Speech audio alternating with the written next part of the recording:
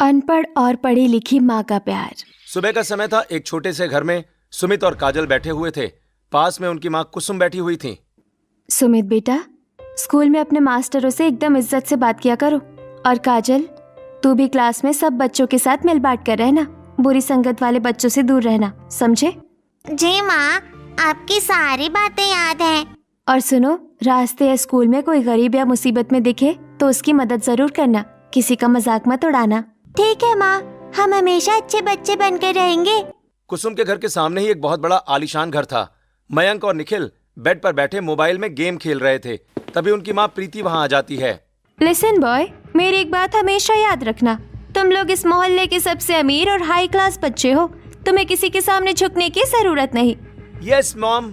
अगर स्कूल या मोहल्ले में कोई तुमसे लड़ता है तो उसे मुंह तोड़ जवाब देना। और हाँ, ये जो आसपास के गरीब और लो स्टैंडर्ड लोग हैं ना, इनसे दूर ही रहना। ये लोग बहुत गंदे और चीप होते हैं। डोंट वरी मॉम, जो हमसे लड़ेगा हम उसे फोड़ देंगे।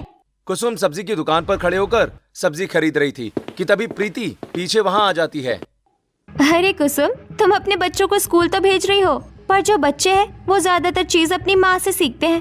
पर तुम तो अनपढ़ गंवार हो, तुम उन्हें क्या ही सिखाओगी? तुम्हें तो ढंग से अपना नाम तक लिखना नहीं आता। तुम्हारे बच्चे भी बड़े होकर तुम्हारे जैसे ही गंवार बनेंगे। प्रीति जी, ये सच है कि मैं पढ़ाई नहीं जानती, पर इसका मतलब ये नहीं कि मेरे बच्चे गंवार बनेंगे। ओह प्लीज, बिना एजुकेशन के कोई फ्यूचर नहीं होता।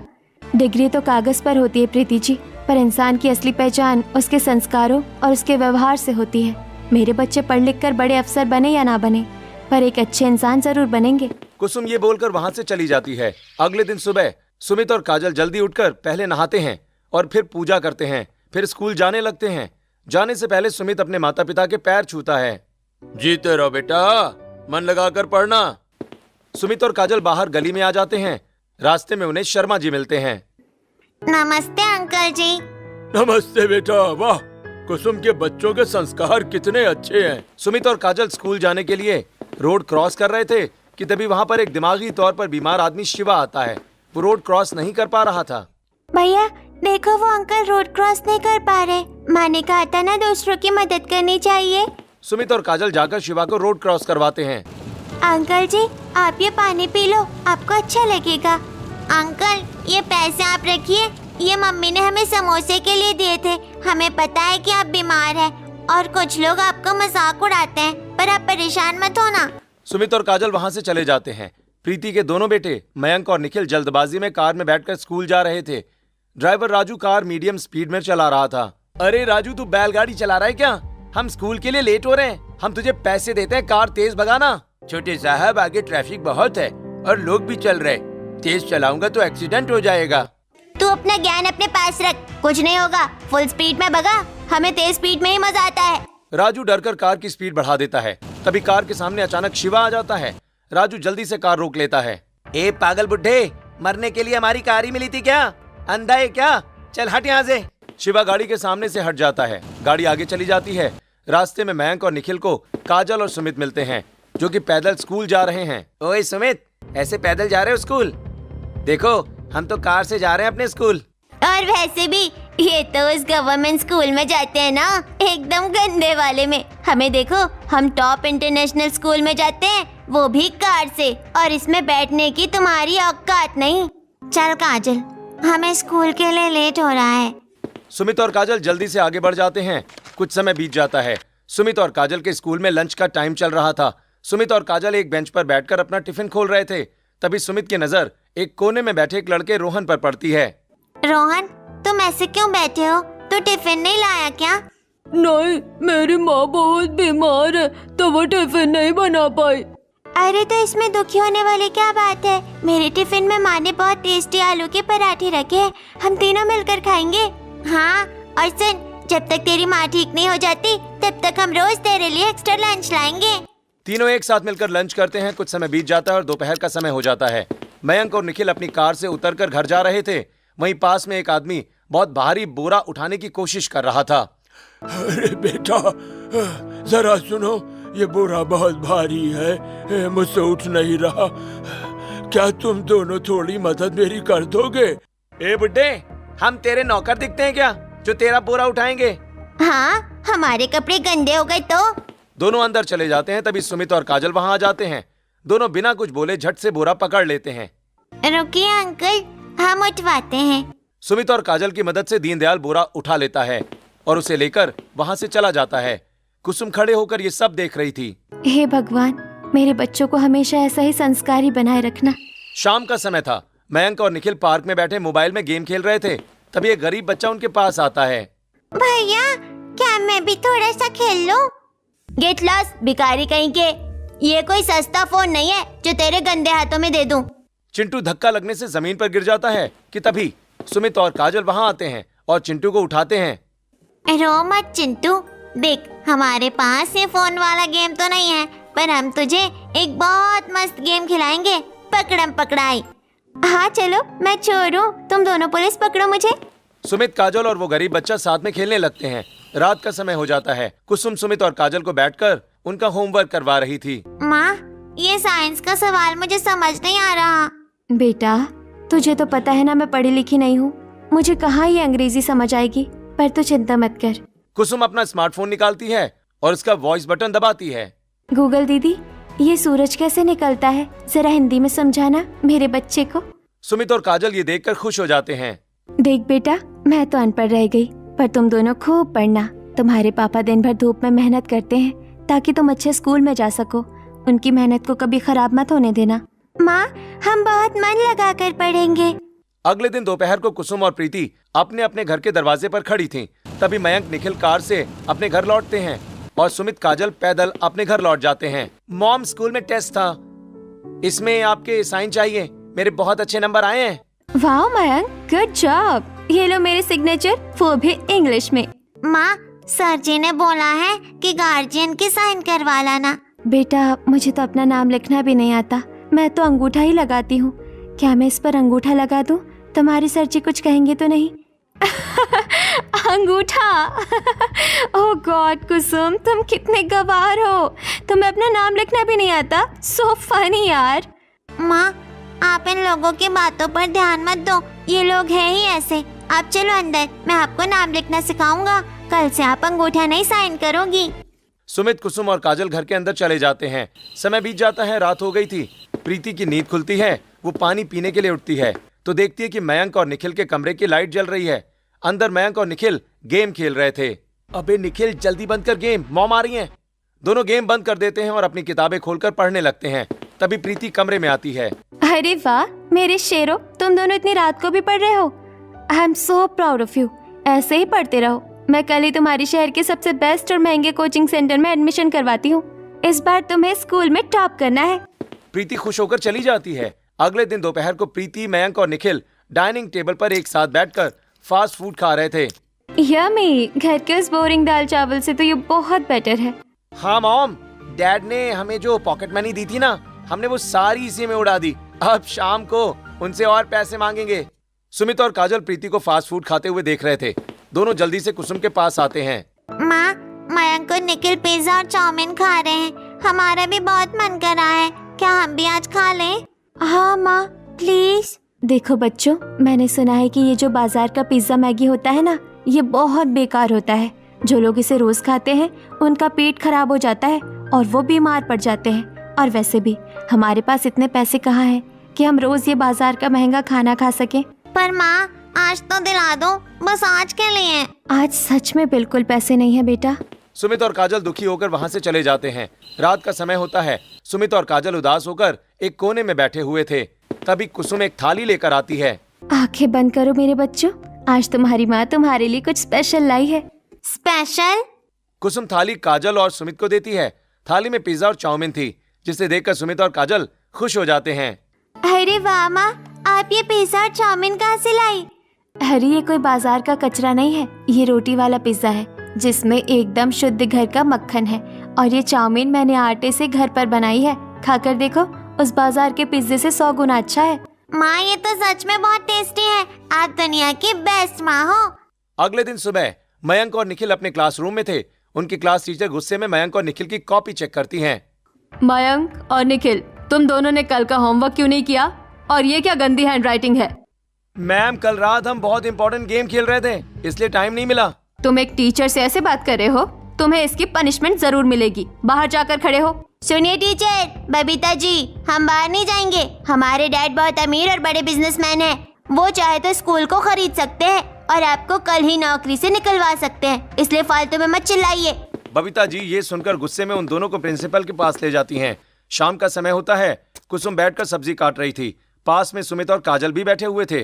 माँ, मुझे मैथ समझ नहीं आ रहा। क्या मैं भी मयंक की तरह वो बड़ी वाली कोचिंग ज्वाइन कर लूं?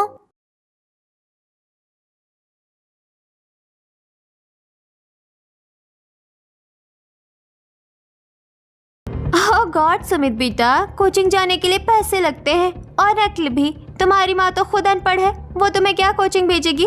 वो तो चाहती है कि तुम भी उसी की तरह अंगूठा छाप बन जाओ। प्रीति जी, हर किसी के पास ज्यादा पैसा नहीं होता, लेकिन हर माँ बाप यही चाहते हैं कि उसका बेटा बड़ा आदमी बने, और मैं भी यही चाहती हूँ। आप बताइए, आपका यहाँ आना कैसे हुआ? वो कल मेरे दोनों बच्चों का बर्थडे है। मैंने एक बहुत बड़ी और ग्रैंड पार्टी रखी है। तुम लोग कल रात का खाना मत बनाना, वहीं आ जाना। और हाँ, मेरे बच्चों का बर्थडे कोई तुम्हारे बच्चों की तरह चुपके से छोटा केक काट कर नहीं मनता। वहाँ शहर के बहुत बड़े लोग आएंगे। ये कहकर प्रीति वहाँ से चली जाती है। अगले दिन रात को प्रीति के घर बहुत बड़ी पार्टी होती है। कुसुम, सुमित और काजल बहुत ही नॉर्मल कपड़े पहनकर पार्टी में आते हैं। Look at her girls, she is my neighbor। बेचारी, इसे तो इंग्लिश में हैप्पी बर्थडे बोलना भी नहीं आता होगा। Happy birthday to your boys and may God bless them. Kusum, तुम्हें इंग्लिश आती है? मुझे नहीं आती थी प्रीति जी, पर मेरे बच्चे रोज मुझे सिखाते हैं, इसलिए मैं भी सीख रही हूँ। एक बड़ी सी टेबल पर मयंक और निखिल के लिए बहुत सारे महंगे और बड़े गिफ्ट्स रखे हुए थे। सुमित और काजल टेबल के पास खड़े होकर गिफ्ट देख रहे थे। Hey don't touch it. Sorry Mayank, बस थोड़ा गिफ्ट देख रहे थे। तुम्हारी औकात नहीं है इन गिफ्ट्स को देखने की। ये बहुत महंगे हैं, तुम्हारे गंदे हाथों से ये खराब हो जाएंगे। जाओ यहाँ से। तुम लोग तो बस फ्री का खाना खाने आए हो ना, तो जाओ जाकर खाओ।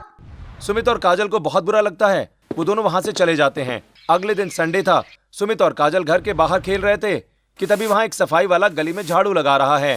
अंकल, झाड़ू बाद में लगा लेना, पहले ये ठंडा पानी लो। जीते रहो बेटा, भगवान तुम्हें बहुत बड़ी नौकरी दे। इस मोहल्ले में तुम्हारे जैसा संस्कारी बच्चा कोई नहीं है। काका, अगर आपको भूख लगी है तो मैं माँ से बोलकर आपके लिए 2 पराठे ले आऊं? नहीं बिटिया, मेरा पेट भरा हुआ है। तभी मयंक और निखिल वहाँ आते हैं। वो जानबूझकर कचरा वहाँ फेंकते हैं जहाँ महेश ने झाड़ू लगाई थी। ओए सफाई वाले, देख वहाँ कचरा पड़ा है, जल्दी से साफ कर। अरे बेटा, मैंने अभी यहाँ झाड़ू लगाई थी। तुम्हें ये कचरा डस्टबिन में डालना चाहिए।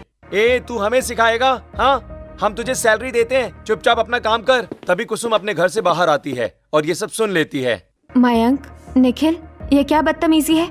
ये तुम्हारे पापा की उम्र के हैं, बड़ों से ऐसे बातें करते हैं। शर्म नहीं आती तुम दोनों को? यू शट अप आंटी, आप होती कौन हो हमें डांटने वाली? जुबान संभाल कर बात करो। अगर आज मैंने तुम्हें नहीं टोका तो कल तुम अपने माँ बाप को भी यही गालियाँ दोगे। चलो अंकल से माफी मांगो अभी। मयंक और निखिल गुस्से में घर के अंदर चले जाते हैं। मॉम देखिए ना, उस सुमित की माँ ने हमें बहुत जोर से डांटा और मुझे चांटा भी मारा।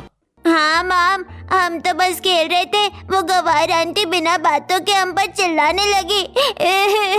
व्हाट? उस अनपढ़ औरत की इतनी हिम्मत कि वो मेरे बच्चों पर हाथ उठाए? अभी बताती हूँ।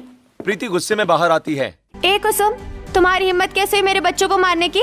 तुम होती कौन हो मेरे बच्चों पर हाथ उठाने वाली? प्रीति जी, आप बिना बात जाने इतना क्यों भड़क रही हैं? मैंने किसी को चाटा नहीं मारा, मैंने तो बस उस सफाई वाले से बदतमीजी करने पर टोका था। प्रीति की आवाज सुनकर मोहल्ले की 4-5 औरतें, रेखा और बिमला भी वहाँ इकट्ठा हो जाती हैं। ओह प्लीज, मुझे मत सिखाओ। तुम लोग गंदे हो, तुम्हारे संस्कार गंदे हैं। मेरे बच्चे बहुत हाई क्लास है, वो किसी से बदतमीजी नहीं करते। अरे बस कर प्रीति, उल्टा चोर कोतवाल को डांटे। तेरी तो आँखों पर घमंड की पट्टी बंधी है। मोहल्ले में सब जानते हैं कि तेरे दोनों लड़के कितने बदतमीज हैं।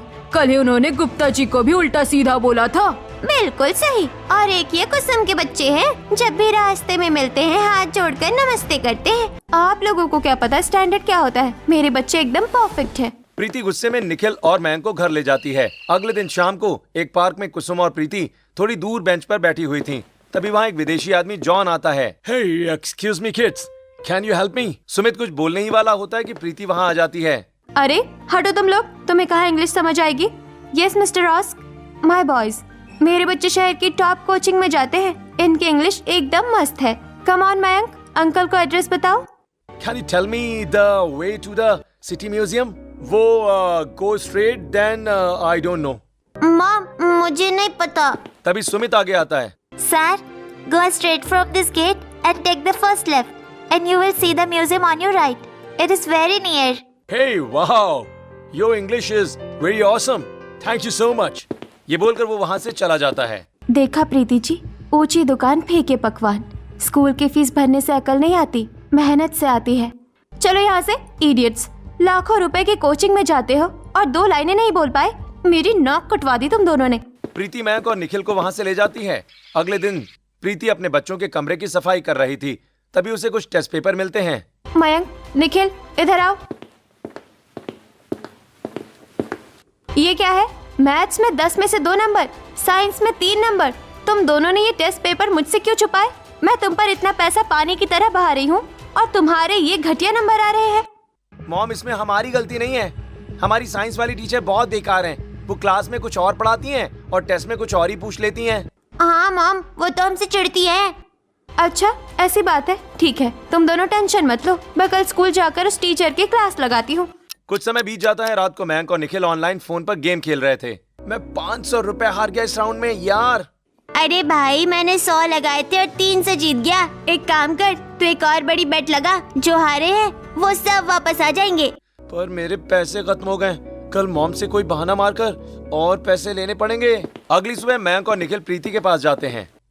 मॉम, वो स्कूल में एक एक्स्ट्रा प्रोजेक्ट के लिए 2000 रुपए चाहिए थे। ओह, प्रोजेक्ट, ठीक है। ये लो 2500 रुपए। बाकी के पैसों का कैंटीन से कुछ खा लेना। निखिल और मयंक पैसे लेकर घर से बाहर आते हैं। देख लिया भाई का स्वैग। आज रात को गेमिंग ऐप पर 2000 लगाएंगे और सीधा 5000 जीतेंगे। कुछ समय बीत जाता है। सुमित और काजल का पिता राजेश काम पर जाने के लिए तैयार हो रहा था। तभी सुमित और काजल वहाँ आते हैं। पापा, वो सर जी ने कहा था कि एक नई गाइड लानी है, 300 रुपए की है। क्या आप देंगे? बेटा, पैसे तो नहीं है। अभी तो घर का राशन भी लाना है। तू सर जी से बोल दे कि 2-4 दिन रुक जाएं। दोनों उदास हो जाते हैं। तभी कुसुम पैसे लेकर उनके पास आती है। ये लो बेटा, आज ही जाकर वो किताब ले आना। पढ़ाई में कोई रुकावट नहीं आनी चाहिए। कुसुम, ये पैसे तो तूने अपनी नई साड़ी के लिए बचा कर रखे थे ना? अरे मेरी साड़ी का क्या है जी, वो तो अगले महीने आ जाएगी। पर मेरे बच्चों का वक्त निकल गया तो वो लौट कर नहीं आएगा। इनकी पढ़ाई मेरी हर जरूरत से बड़ी है। मैं आपको प्रॉमिस करता हूँ माँ, मैं खूब पढ़ूंगा और एक दिन आपके लिए बहुत सारी साड़ियाँ लाऊंगा। दोपहर का समय था। प्रीति को तेज बुखार था। वो अपने बेडरूम में लेटी हुई थी। मयंक, निखिल बेटा, मुझे बहुत तेज फीवर है।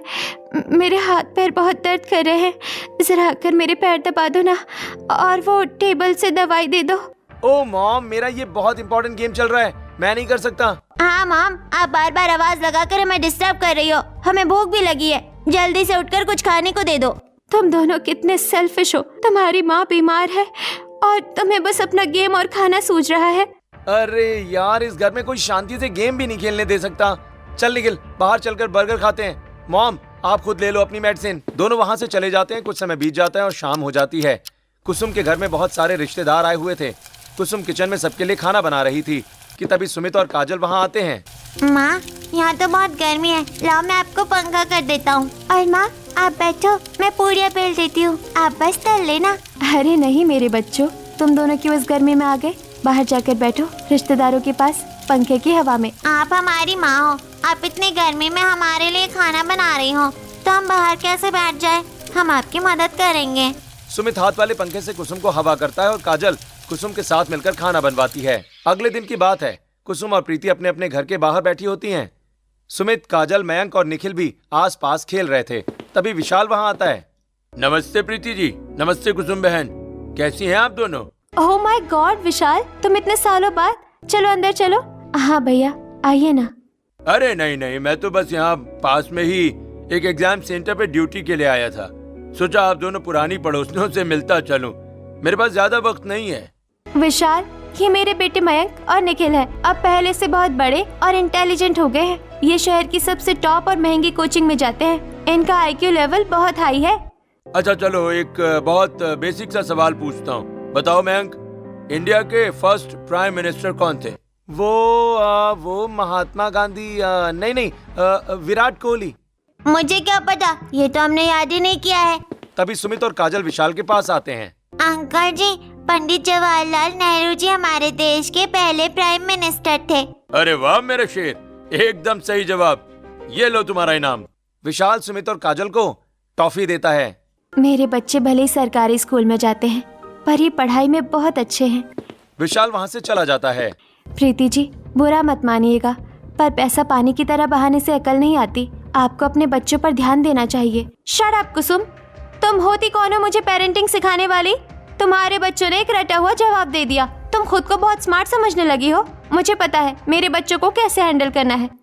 प्रीति गुस्से में मयंक और निखिल को घर के अंदर ले जाती है। अगले दिन सुबह कुसुम अपनी छत पर कपड़े सुखा रही थी, तभी उसकी नजर सामने जाती है। निखिल प्रीति के पर्स से पैसे निकाल रहा था। हे राम, ये निखिल तो चोरी कर रहा है। ये अच्छी बात नहीं है। इसकी माँ को बताना होगा, नहीं तो ये बिगड़ जाएगा। कुछ समय के बाद कुसुम प्रीति के पास जाती है। प्रीति जी, एक बात कहनी थी। आज सुबह मैंने आपके दोनों बेटों को आपके पर्स से पैसे निकालते हुए देखा। आप जरा उनसे बात कीजिए, कहीं उन्हें चोरी की लत ना लग जाए। How dare you! मेरे बच्चे और चोर? वो सिर्फ अपनी पॉकेट मनी ले रहे थे। तुम्हारी तरह भिखारियों वाली सोच नहीं है। तुम बस मेरे बच्चों से चलती हो, इसलिए उन पर झूठे इल्जाम लगा रही हो। कुसुम दुखी होकर वापस अपने घर आ जाती है। कुछ समय बीत जाता है। फाइनल एग्जाम का टाइम आ गया था। कुसुम रात को सुमित और काजल को समझा रही थी। माँ, मुझे बहुत डर लग रहा है। अगर मेरे नंबर कम आए तो आप और पापा नाराज तो नहीं होगे ना? पागल है क्या? मैं क्यों नाराज होंगी? देख बेटा, तूने साल भर बहुत मेहनत की है और गीता में लिखा है ना, कर्म करो फल की चिंता मत करो। तेरा काम है अपनी पूरी मेहनत से पेपर देना। नंबर कम आए या ज्यादा, मुझे कोई फर्क नहीं पड़ता। बस तूने कोई बेईमानी या नकल करके पेपर मत करना। ठीक है माँ, हम पूरी ईमानदारी से पेपर देंगे। सुमित और काजल रात भर जागकर बहुत पढ़ाई करते हैं। ऐसे कुछ समय बीत जाता है। दोपहर का समय था। प्रीति मयंक और निखिल के कमरे में बैठी हुई उनसे बात कर रही थी। लिसन बॉयज, तुम्हारे फाइनल एग्जाम सब शुरू होने वाले हैं। अगर इस बार तुम दोनों ने स्कूल में टॉप किया ना, तो प्रॉमिस मैं तुमको सबसे महंगा वाला गेमिंग पीसी दिलवाऊंगी। और हाँ, तुम्हारे लिए एक स्पेशल गेमिंग रूम भी बनवा दूंगी। Wow mom! यस, अब तो हम पक्का टॉप करेंगे। कुछ समय के बाद दोनों पढ़ने बैठते हैं, लेकिन 10 मिनट के बाद ही पढ़ाई बंद कर देते हैं। अरे यार, ये हिस्ट्री तो बहुत बोरिंग है। दिमाग खराब हो गया। छोड़ना भाई, अभी एक राउंड गेम खेल लेते हैं। रात में पढ़ लेंगे, मॉम को क्या ही पता चलेगा।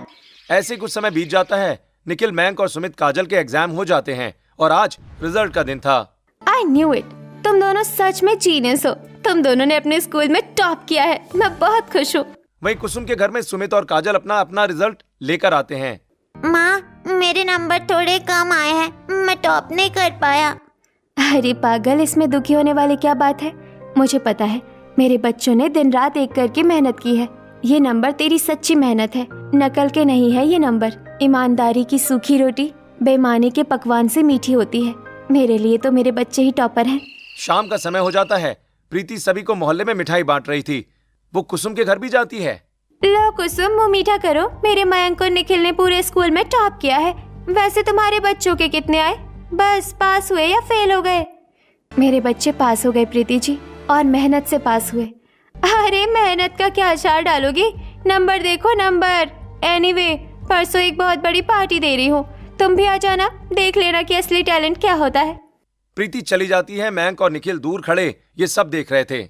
मॉम को लग रहा है कि हम अपनी मेहनत से पास हुए हैं, लेकिन सच्चाई तो कुछ और ही है। खाली क्लासरूम में मयंक और निखिल बैठे हुए थे। उनके हाथ में उनके रिजल्ट थे। जल्दी कर निखिल, इससे पहले कि कोई टीचर आ जाए।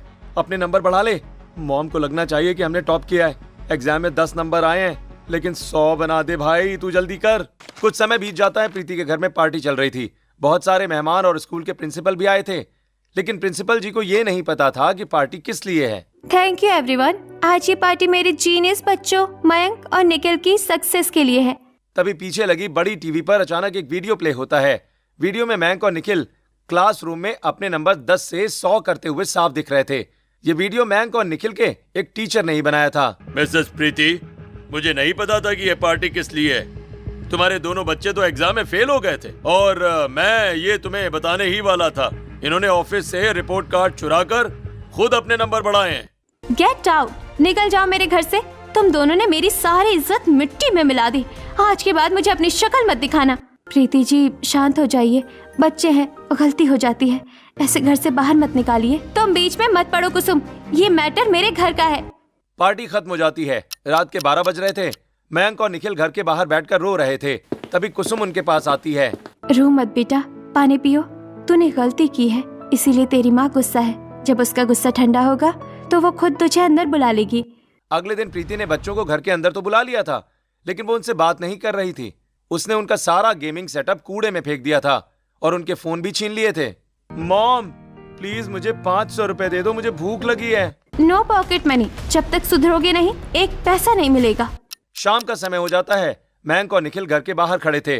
भाई मुझे गेम खेलने का मन कर रहा है, वो पैसों वाला गेम, पर मॉम ने तो सब छीन लिया। सुन, पास वाली गली में जग्गू भाई का नया गेमिंग जोन खुला है, हम वहाँ चलते हैं। मैं जग्गू भाई से उधार कर लूंगा, बोल दूंगा मॉम बाद में दे देंगी। उनको पता है कि हम पैसे वाले हैं तो पैसे तो हम दे ही देंगे। दोनों गेमिंग जोन पहुंचते हैं और पैसे उधार लेकर गेम खेलने लगते हैं।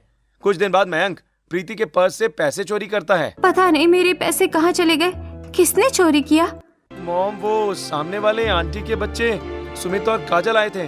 सुबह मैंने उन्हें आपके पर्स के पास देखा था, शायद उन्होंने ही निकाले होंगे। प्रीति गुस्से में कुसुम के घर जाती है। ए कुसुम, तुम्हारे बच्चों ने मेरे घर से पैसे चुराए हैं, तुम लोग चोर हो। प्रीति जी, आप अपने घर में अच्छे से जांच कर लीजिए, चोर आपको वही मिल जाएगा। मेरे बच्चों ने चोरी नहीं की। प्रीति कुसुम को उल्टा सीधा सुनाकर वहाँ से चली जाती है। कुछ समय बीत जाता है। निखिल और मयंक गेमिंग जोन में बहुत परेशान खड़े थे। अरे ओ अमीर बाप के बिगड़े नवाबों, तुम्हारी 5000 की उधारी हो गई है। 3 दिन से कह रहे हो कल देंगे कल देंगे। आज पैसे निकालो वरना घर नहीं जाने दूंगा। ए जग्गू, चिल्ला मत, तेरे पैसे दे देंगे, हमें घर जाने दे। तेरी ये जुबान ना मैं अभी खींच लूंगा। अब तुम दोनों कान खोल कर सुन लो, जब तक पैसे नहीं आते तुम दोनों मेरे इस गेमिंग जोन का झाड़ू पोछा करोगे। प्लीज अंकल, हमसे पोछा मत लगवाओ, हमारे कपड़े गंदे हो जाएंगे। चुपचाप काम शुरू कर, नहीं तो पीटूंगा अभी। मयंक और निखिल रोते हुए झाड़ू पोछा लगाना शुरू कर देते हैं। रात का समय था। कुसुम बाजार से लौट रही थी कि तभी वो मयंक और निखिल को देख लेती है। ए जग्गू, तेरी हिम्मत कैसे हुई इन छोटे बच्चों से ये काम करवाने की? अरे कुसुम भाभी, इन्होंने मुझसे उधार लिया है, इसीलिए मैं करवा रहा हूँ। अभी इनके घर चलकर तेरा हिसाब करवाती हूँ। बच्चों, तुम मेरे साथ चलो। कुसुम मयंक और निखिल को प्रीति के घर लाती है और प्रीति को सारी बात बताती है। ओह माय गॉड, मैंने ये क्या कर दिया? मुझे लगा मैं उन्हें आजादी और पैसे देकर मॉडर्न बना रही हूँ, पर मैंने तो अपने ही बच्चों को बर्बाद कर दिया। अगर आज कुसुम तुम ना होती तो वो जग्गू पता नहीं मेरे बच्चों के साथ क्या करता। प्रीति पैसे लेकर जग्गू के पास जाती है। ये लो तुम्हारे पैसे, और एक बात कान खोलकर सुन लो जग्गू, तुम्हें शर्म नहीं आती इतने छोटे और नासमझ बच्चों को उधारी देते हुए? सॉरी मैडम, आगे से ऐसा नहीं होगा। कुसुम वहाँ से चली जाती है। ऐसे ही कुछ समय बीत जाता है। कुसुम घर के बाहर बैठी थी, तभी प्रीति उसके पास आती है। कुसुम, प्लीज मुझे बताओ, तुम ऐसा क्या मैजिक करती हो? तुम्हारे पास पैसे नहीं है, फिर भी सुमित और काजल इतने अच्छे और संस्कारी है, और मैंने अपने बच्चों को सब कुछ दिया, फिर भी वो मुझसे दूर हो गए। मुझे भी वो मैजिक बताओ। प्रीति जी, इसमें कोई जादू नहीं है। आप अपने बच्चों को पैसे वाला प्यार देती है, मैं उन्हें ममता वाला प्यार देती हूँ। मतलब ये कि बच्चों को बाहर का पिज्जा बर्गर नहीं, अपने हाथों से बनाकर रोटी सब्जी खिलाइए। उन्हें मोबाइल देकर कमरे में बंद मत कीजिए। रात को अपने पास बुलाकर अच्छी अच्छी कहानियाँ सुनाइए। उनका टिफिन खुद बनाइए। उनका स्कूल का होमवर्क खुद चेक कीजिए। प्रीति जी, जब वो गलत राह पर जाएं, तो उन्हें डांटकर सही रास्ते पर लाना ही असली ममता है। तुम सच में बहुत अच्छी हो कुसुम, मैं ये सब फॉलो करूंगी जो तुमने मुझे बताया है। अगले दिन से प्रीति वो सारी बातें फॉलो करती है जो उसे कुसुम ने बताई थी, और कुछ ही दिन में निखिल और मयंक पूरे बदल जाते हैं। मॉम, अब हमें मोबाइल वाला गेम नहीं, आपके साथ लूडो खेलने में ज्यादा मजा आता है। मैं भी तुम दोनों से बहुत प्यार करती हूँ मेरे बच्चों। और हाँ, अब तुम दोनों कुसुम आंटी के दोनों बच्चों से दोस्ती करना और उन्हें अपना बेस्ट फ्रेंड बनाना। दूर खड़े होकर कुसुम ये देख रही थी और वो बहुत ज्यादा खुश हो रही थी।